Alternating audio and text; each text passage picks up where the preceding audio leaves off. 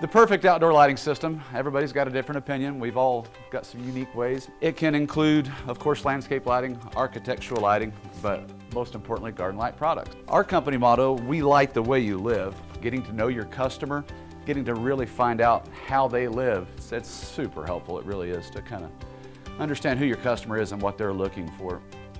A lot of people ask me, how in the world can you offer a 20-year warranty on a product like that? It's very important to start out with the XP2 transformer system. Each of the luminaires or spotlights, well lights, whatever, they all have their driver on them that also have another level of added protection to prevent the lights from being damaged from electrical surges and such.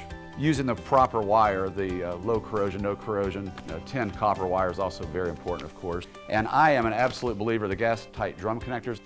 My big thing about the Visionary Spotlight, and I don't know if you guys have ever thought about this aspect, but this is what I tell every customer with all of the V Spotlights. I hand them the Spotlight, and I usually have it assembled on the mounting stake. But when they grab the plastic end of that light, and you got a 1.5 pound or a 4-pound light on the other end of it, they feel how heavy that is. There's a lens that's flush with the front of the bezel that can't pull water. Then I move down to the knuckle of the light, and this is where Garden Light's light is so unique. There's no teeth or serrations at that knuckle. Every other light has teeth or serrations to lock that knuckle in place. The landscaper comes and hits it with a ladder, whatever. It breaks at the knuckle on the ground stake.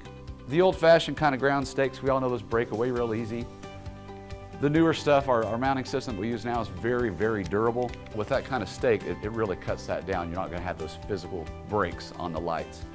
Mini Saturns and the large Saturns, S1s, S2s, we use the mount that Garden Light makes that goes on the bottom of those fixtures. It's the little pivot mount you'll see at the back there. You've seen those setting on there, the S2s. And it's really easy with a tile roof because you can use a short Tapcon masonry screw to fasten one of those brackets to the roof tile. Micromax, as I mentioned, I did it on top of that header shining up on the dome. We use it in step applications. You can use those things anywhere. They're tiny. We've used them on to shine toward steps. I'll give my take on customer service. Customer attention, obviously, sign every customer up on a maintenance plan. It keeps your foot in the door, really gives you opportunities to upgrade. I keep personal notes in the computer on every single customer. We all live in a world of now, now, now. We all need it now. I'll call them right back as soon as they call. And that kind of takes me back to the estimating. You cannot do a 10 or 15-minute estimate on every job.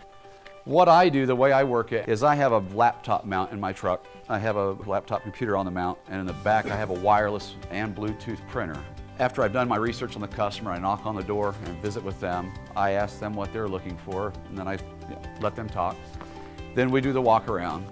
Then I take them over to the truck and I show them all the assembled fixtures on mounts because they look much more impressive on the mounting hardware, of course. Show them the sketch that we drew together. I print up all the line sheets for all of the fixtures that they've selected.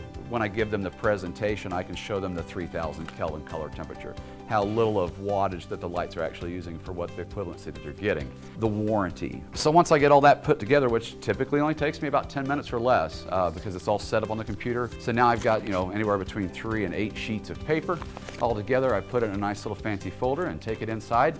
And that's when I go over the estimate with them and ask them for the deposit check.